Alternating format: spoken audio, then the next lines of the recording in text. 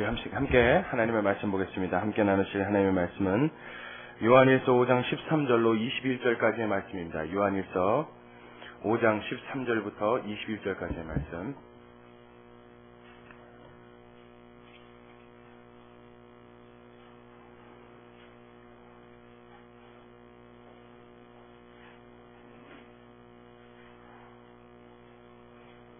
신약성경 제 성경으로는 393면에 있습니다. 요한일서 5장 13절부터 21절까지의 말씀.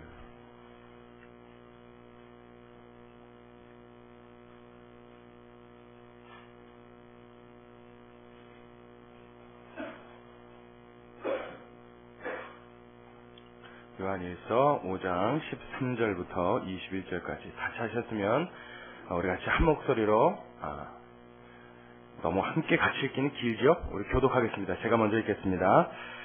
내가 하나님의 아들의 이름을 믿는 너희에게 이것을 쓴 것은 너희로 하여금 너희에게 영생이 있음을 알게 하려 함이라.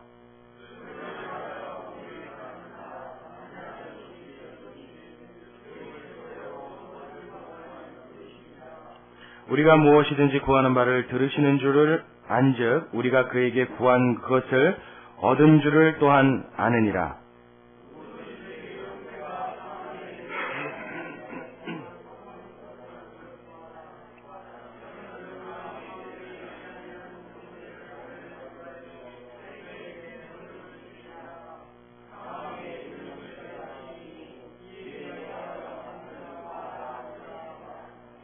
모든 불의가 죄로 돼 사망에 이르지 아니하는 죄도 있도다.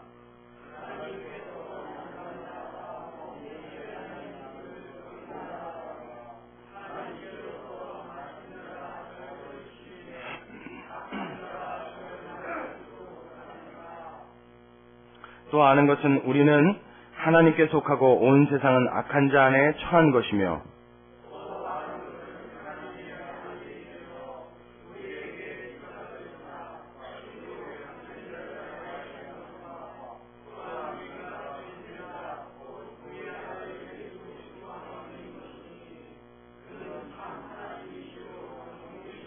함께 읽습니다.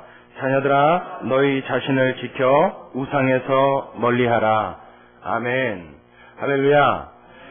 주보에는 오늘 특송이 찬양단이 준비되어 있습니다 하고 순서에 올라 있는데 조금 커뮤니케이션에 착오가 있었어요. 그래서 찬양단의 특송은 우리 다음 주에 하도록 하겠습니다.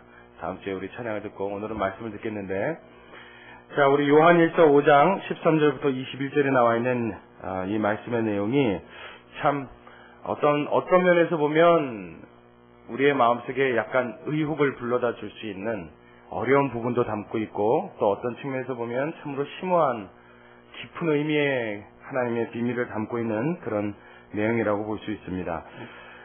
사도 요한은 요한계시록과 요한 3서, 2서, 1서, 요한복음, 하나님으로부터 자기가 받은 자기의 사명과 또한 자기의 생애 전생애를 통해서 하나님이 자기에게 주신 모든 비밀들을 이 책 속에다 담아놓았는데, 특히 요한 1서에 해당되어지는 이 책 안에서는 주제라고 할 수 있는 한 단어를 뽑아내라, 그렇게 이야기하면 사랑이라는 단어를 뽑아낼 수 있을 것입니다. 전체를 통틀어서 사랑이라는 단어가 요한 1서만큼 많이 나오는 곳이 없어요. 고린도 전서 13장에도 우리가 사랑장이라고 말하는데, 그때 말하는 그 사랑의 내용보다 요한 1서에 나와 있는 사랑의 내용이 훨씬 더 많은 비중을 차지합니다. 사실 요한이라고 하는 이 제자는 별명이 보아너게였죠. 보아너게. 예수님이 Son of Thunder, 그래서 우레의 아들, 얼마나 성질이 불같고 급하고 격한지 그의 별명을 붙여주실 때 보아너게, 너는 우레의 자식이다, 천둥의 아들이다, 뭐 이렇게 별명을 붙여주셨어요. 그랬던 이 사도가 예수님이 승천하시고 나서 성령이 그의 마음속에 그의 마음을 사로잡았는데, 이 사랑이라고 하는 한 단어에 그의 마음이 매이게 하였어요. 평생 동안 사랑이라고 잘 실천할 수 없었던 그의 성품에 반해서 주님께서 나에게 주신 이 사랑은 얼마나 큰 것인가. 또한 내가 그 사랑을 받고 살아가는 사람으로서 하나님을 사랑하고 내 이웃을 사랑하고 우리 그리스도의 사랑을 이 땅에 실천하고 살아가는 것은 얼마나 중요한 일인가. 그의 마음속에 이 사랑이라고 하는 단어가 너무나도 절실하게 와 닿고 그 마음을 사로잡는 단어가 되었던 것입니다. 그래서 요한일서 전체의 주제를 한 단어로 말해라. 그러면 사랑 이렇게 이야기할 수 있다는 거예요. 이 사랑이라고 하는 주제 아래 오늘 본문을 쭉 써나가다가 5장, 요한일서 5장 13절로 21절 이 마지막 단락에 해당되는 이곳에 갔더니 이 사도 요한이 이상한 이야기를 하나 합니다. 우리가 이 본문에서 18절의 말씀을 좀 주의해서 봐야 되는데 우리 18절의 말씀 우리 한번 같이 다시 한번 크게 읽어보도록 하겠습니다. 18절의 말씀 시작. 하나님께로서 난 저마다 범죄치 아니하는 줄 우리가 아노라. 하나님께로서 나신 자가 저를 지키심에 악한 자가 저를 만지지도 못하느니라. 할렐루야. 할렐루야. 이 말씀을 읽을 때 여러분 얼른 마음에 와닿기를 기쁜 마음이 있어요? 아니면 걱정되는 마음이 앞서요? 걱정이 더 되지 않습니까? 왜냐하면 하나님께로서 난 자마다 범죄치 않는 줄을 우리가 안답니다. 하나님께로서 난 자마다 범죄하면 안 되느니라 이렇게만 써도 굉장한 부담인데 그 말을 더 확신 있고 더 힘 있는 표현으로 뭐라 그래요? 우리는 다 안 되는 거예요. 뭘 알아요? 하나님께로서 낫다 하면 뭘 안 해요? 죄 짓는 일을 안 한다는 거예요. 그걸 어떻게 해요? 우리는 다 알고 있다는 거예요. 얼마나 강한 표현입니까? 그러니 예수 믿는 사람이 하나님께로서 난 자들이 죄를 짓고 살아가는 것, 이 말씀대로 이야기하자면 가능한 얘기입니까? 불가능한 얘기입니까? 불가능한 얘기예요. 근데 우리는 불가능을 가능케 하는 사람들입니다. 할렐루야. 이 말씀만 딱 띄어서 놓고 보자면 이 말은 절대 예수 믿는 사람은 죄 지면 안 된다는 거예요. 안 될 뿐만 아니라 죄 안 짓는다는 거예요. 아주 장담하는 이야기입니다. 죄 안 짓는 줄 우리가 안다. 얼마나 힘 있는 얘기인지 몰라요. 자, 오늘 설교의 내용은 구원에 해당되어지는 6번째 시간 견인의 그것도 성도가 만약 죄를 범하면 하는 이야기입니다. 사랑의 사도라고 불리는 이 요한이 왜 자기의 요한일서 이 성경을 마침에 마지막 단락에 가서는 이 죄에 대한 문제를 심각하게 다루고 있는가? 그것은 결코 우연히 써 내려가다가 이 이야기가 튀어나온 것이 아닙니다. 사도 요한은 이 이야기를 했을 때 적어도 하나님 앞에 거듭나 있고 그 마음에 하나님을 사랑하고 이웃을 사랑하고 하나님의 사랑을 이 땅에 실천하고 살아가는 사람이라고 한다면 적어도 죄는 범하지 말아야 된다고 그는 이야기하는 거예요. 죄를 안 범해야 된다는 거예요. 죄 안 범하시는 분 손 한번 이렇게 들어보세요.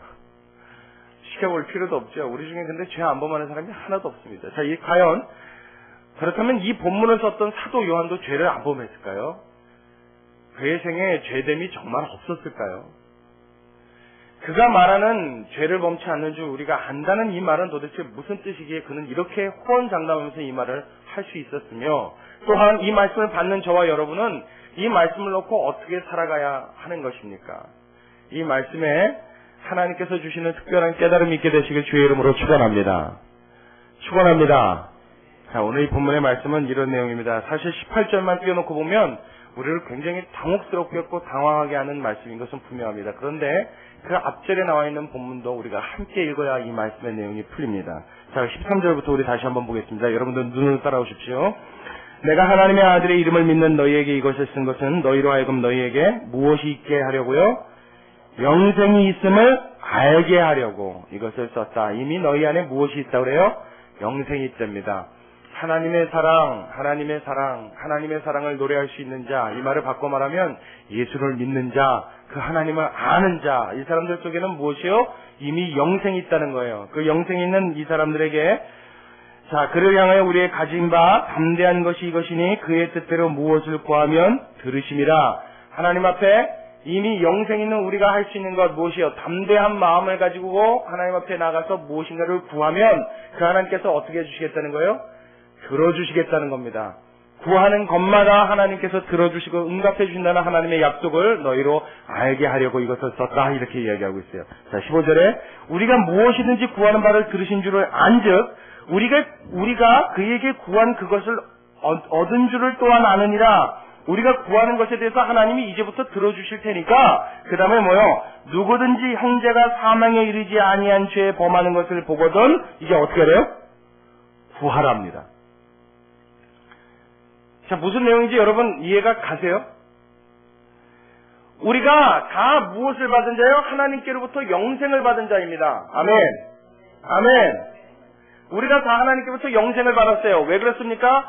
하나님이 살아계신 하나님과 그 하나님이 나의 아버지가 되심과 예수 그리스도의 피로 나를 정결케 하셨고 하나님께서 나를 구원하시기 위하여 그 독생자 예수님을 보내주셨다는 사실을 믿기 때문입니다. 아멘. 그런 자에게 뭐가 있어요? 영생이 있음을 너희로 알게 하려. 이 글을 썼는데 영생이 있다는 건 무엇이요? 영생 있는 자의 특징은 무엇이든지 하나님 앞에 기도하면 간구하면 그 하나님이 그 기도를 어떻게 하시겠다고요? 들어주시겠다는 거예요. 우리는 가끔 기도를 굉장히 분리해서 생각할 때가 있습니다. 어떻게 분리하냐면 간단하게 기도하듯이 하는 기도와 하나님 앞에 정말 중요한 일을 놓고 힘을 다해서 하는 기도는 뭔가 레벨이 틀려도 틀릴 것이라고 분리해서 생각하는 오해를 할 때가 우리는 종종 있습니다. 그러나 여러분, 예수 믿는 하나님의 자녀들의 기도는 그의 숨소리에서 나오는 한숨소리까지도 하나님이 들으시는 줄로 믿으시기 바랍니다. 이걸 우리가 먼저 알아야 된다는 거예요. 나의 기도를 하나님이 어떻게 하신다? 들으신다. 나의 기도를 어떻게 하신다? 듣고 응답하신다.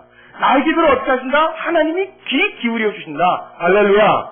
이 믿음을 가지시길 주의 이름으로 축원합니다. 그렇기 때문에 우리가 해야 될 기도가 있다는 것입니다. 무슨 기도요? 내 형제 중 만일 사망에 이르지 아니하는 죄를 범하는 자를 보거든 그를 위하여 기도해 주라는 것입니다. 그를 위해서 기도하라는 거예요. 중보기도하라는 거예요. 자, 그렇다면 여러분, 사망에 이르지 아니하는 죄가 뭐예요? 사망에 이르지 아니하는 죄. 이 사망이라고 말할 때도 여러분, 사망의 개념을 우리가 잘 알아야 됩니다. 어떤 죄는 사망에 이르는 죄, 어떤 죄는 사망에 이르지 않는 죄. 그러면 어떤 죄를 지면은 하나님이 죽이시는 죄, 어떤 죄는 안 죽이시는 죄. 이게 아니라 사망이라고 하는 개념 자체가 성경에서 말하는 사망은 분리의 개념입니다. 나눠짐, 분리. 우리의 육체가 영혼이 어떻게 되는 거예요? 나눠지는 거. 우리의 몸에서 영혼이 빠져나오는 걸 뭐라 그래요? 이걸 사망이라고 그러죠. 죽음이라고 그럽니다. 근데 성경에서는 사망이 두 종류가 있어요. 하나가 아니라 육체의 사망은 육체와 영혼이 분리되는 게 사망입니다. 그렇죠? 근데 2차 사망이 있어요. 이건 뭐냐면 내 영혼이 하나님께로부터 분리되는 겁니다. 어디 가는 거예요? 지옥 가는 거죠. 영원한 형벌을 받는 거죠. 이것이 둘째 사망인데 여기서 말하는 사망은 이 둘째 사망에 해당되어지는 이야기입니다.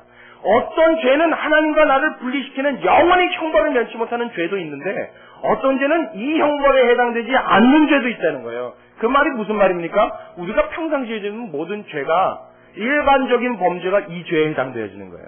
사망에 이르지 아니하는 죄. 그래서 예수님이 제자들에게 무엇을 해주셨어요? 잡수시기 전날 6월절 성만찬을 떼시고 나서 허리에 수건을 들으시고 제자들이 뭘 시키셨어요? 발을 씻겼죠. 베드로가 그때 뺍니다. 주님, 도저히 내 발은 못 씻깁니다. 내가 주님의 발을 씻겨줘도 현찮을 텐데 어떻게 주님이 내 발을 씻깁니까? 주님 못합니다. 그랬다고요. 그때 예수님이 뭐라 그래요? 내가 내 발을 씻기지 아니하면 너와 나는 상관이 없다.